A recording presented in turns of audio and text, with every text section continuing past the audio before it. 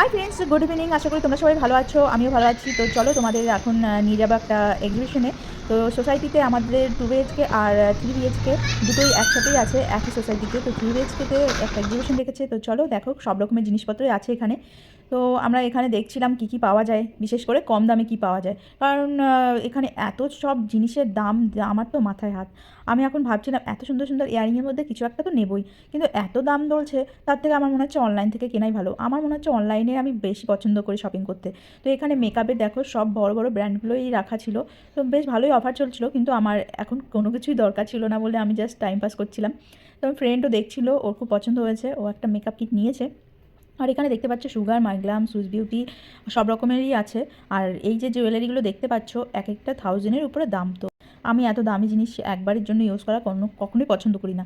আর এখানে আছে দেখো গুজরাটের ফেভারিট খাকরা, থেপলা, আর এরও অনেক কিছু যেগুলো গুজরাটিরা খুব পছন্দ করে। আর এই দেখো এখানে যে সোপগুলো দেখতে পাচ্ছ হ্যান্ডমেড, খুব সুন্দর স্মেল, আর দামটা খুব সুন্দর রেখেছে বলে টাটা বাই বাই করে আমিও কেটে পড়লাম ওখান থেকে। কারণ এখন নেয়ার মুডে আমি একদম নেই। এখানে যে জুয়েলারিগুলো দেখতে পাচ্ছ এক একটা 3000 4000 করে দাম। আমার তো মনে হচ্ছিল সোনা দিয়ে বাঁধানো বুঝি। এত দাম কিসের? লেডিসদের এত দামি জিনিস পরতে সবসময় থোড়ি না পছন্দ।